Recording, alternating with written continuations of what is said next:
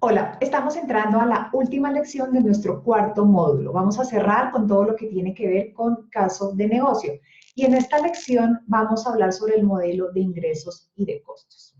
En las lecciones anteriores de este módulo hemos hablado de los segmentos relacionados con la generación de valor, es decir, todo lo que tiene que ver con los canales de comunicación, de distribución y las relaciones con los clientes.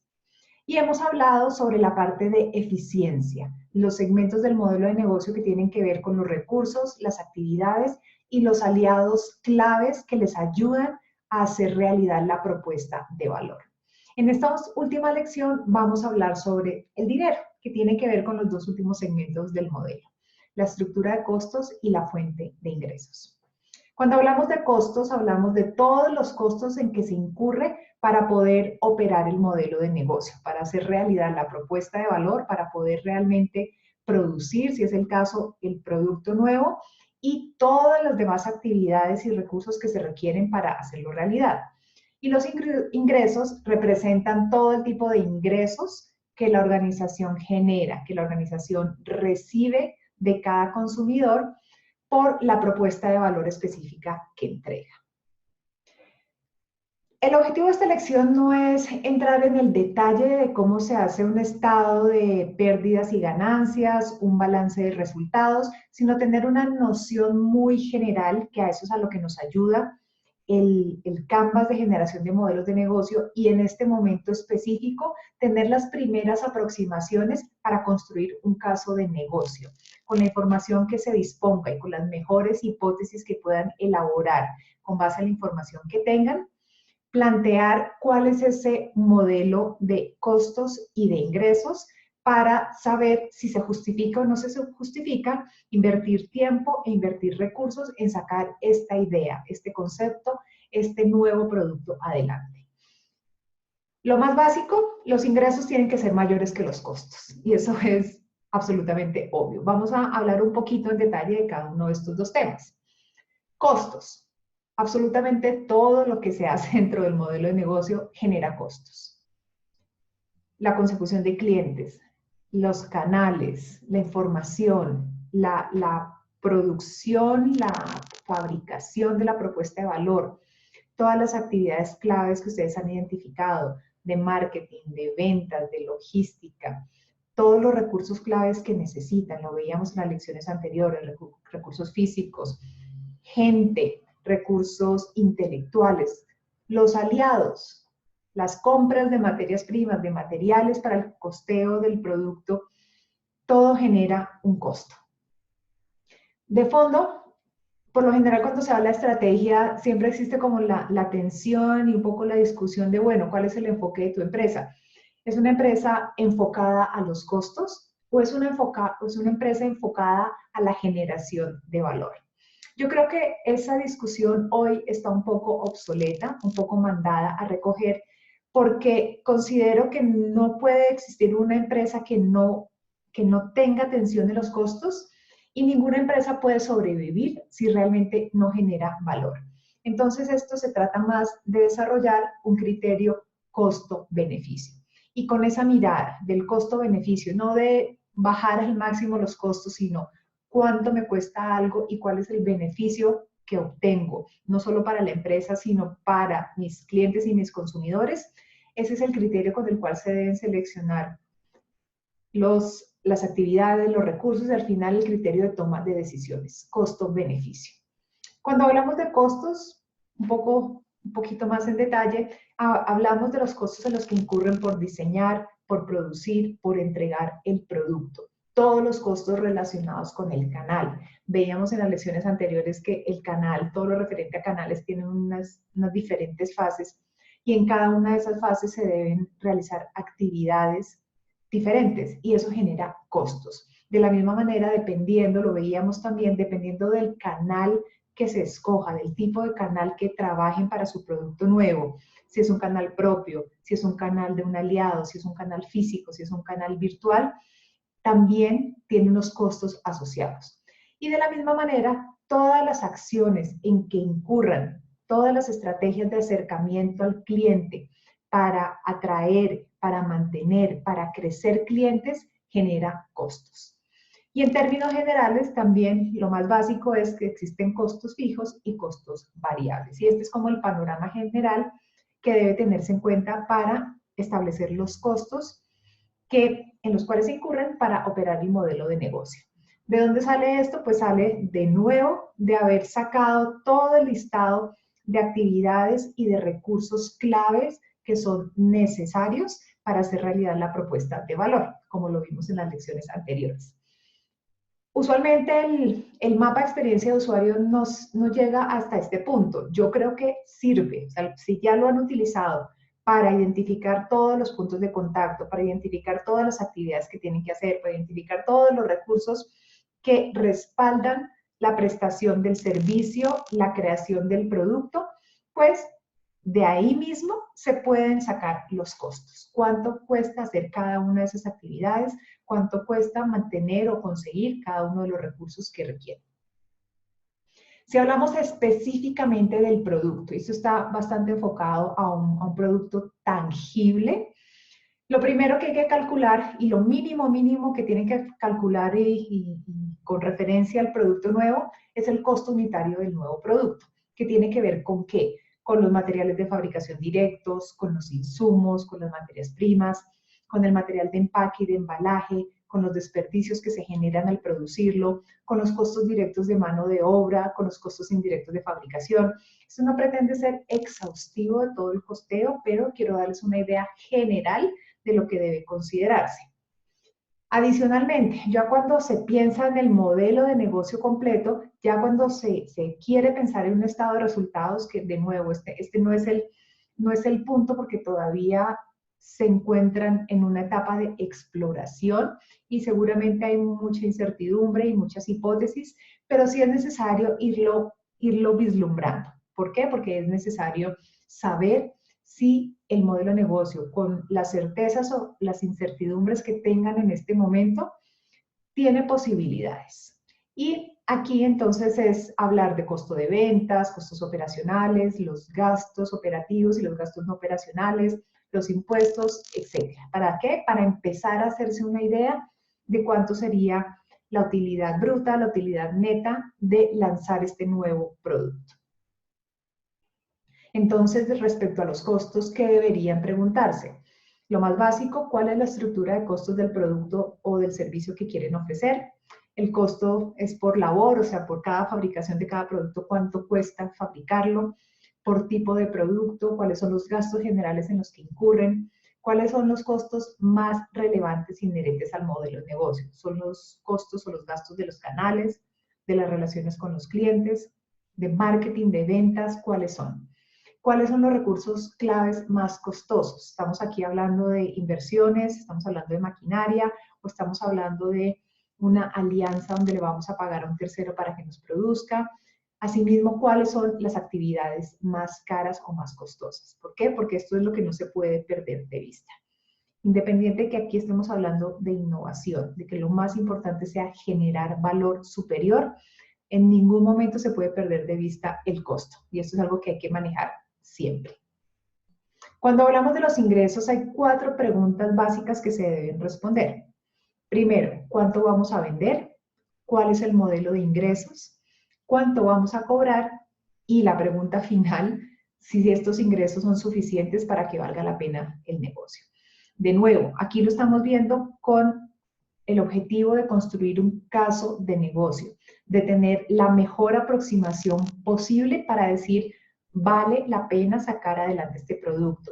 Tenemos los recursos, contamos con el expertise, lo podemos hacer y vale la pena. Entonces, como todo lo que hemos hablado durante estas semanas, este es un proceso de aprendizaje. Y hablar de los ingresos es de las cosas más difíciles que hay.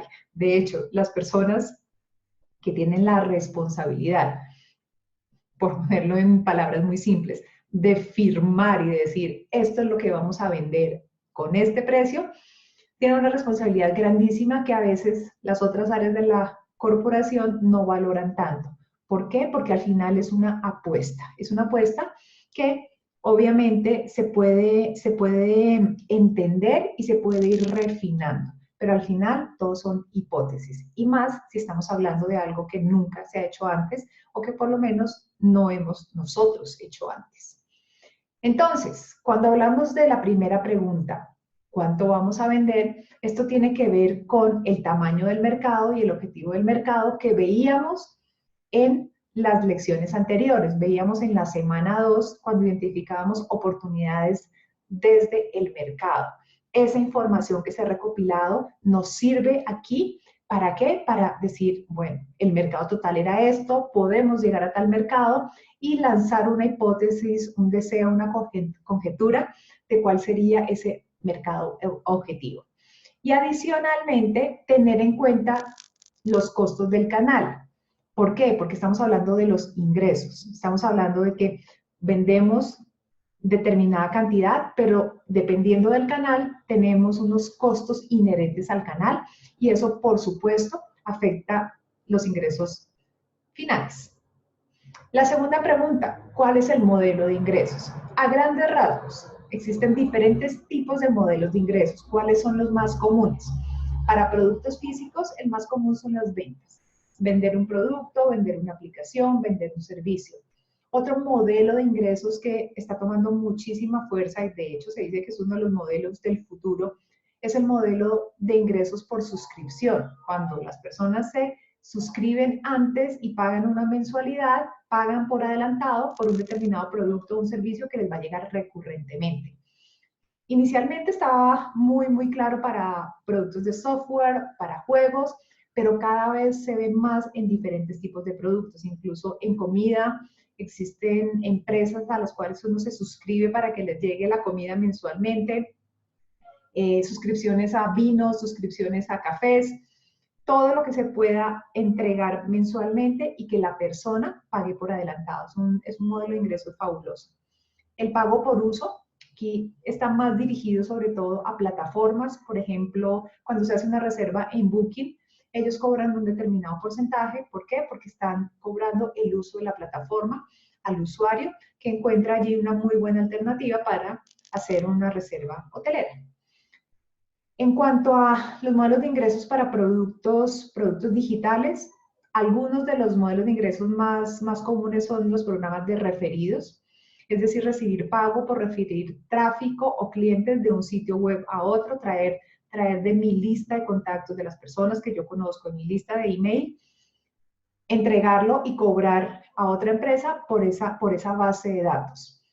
El modelo de ingresos de afiliado, si es cuando otra persona me ayuda a vender mis productos o mis servicios, y la renta de listas de emails, que viene un poco más o menos en la lógica del tema de referidos. La tercera pregunta, que esto también es un arte completo, poner el precio. ¿Cuánto vamos a cobrar?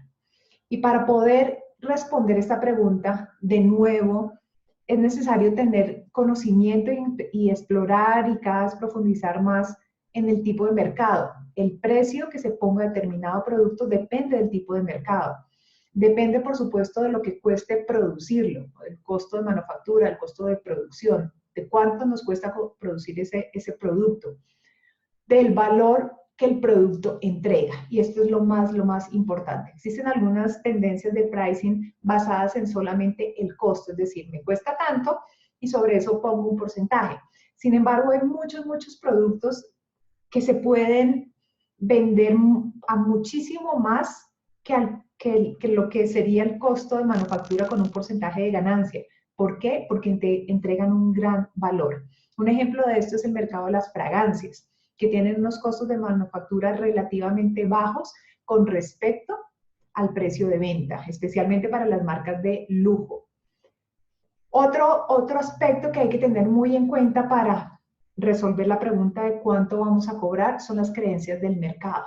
Por ejemplo, a veces en ciertos productos, si es demasiado económico, si es demasiado barato, la gente piensa que no funciona, que no es posible entregar determinado beneficio. Entonces, como hemos dicho siempre, lo más importante es lo que la persona tenga en la cabeza, sus creencias, porque percepción es realidad. Entonces, entender muy bien cuáles son las creencias del mercado, de los consumidores asociados al tipo de producto específico, ayuda también a establecer cuál es el precio de venta. Y por último, y no menos importante, esto es igual de importante, los precios competitivos, los precios de la competencia.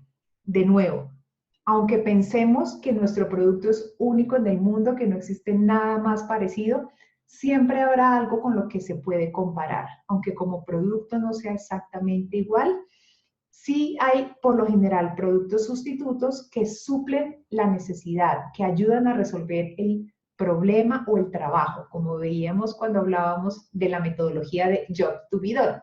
Entonces, tipo de mercado, los costos de manufactura, el valor que entrega el producto, las creencias del mercado y los precios de la competencia. Son los factores que se deben considerar cuando se va a definir el precio.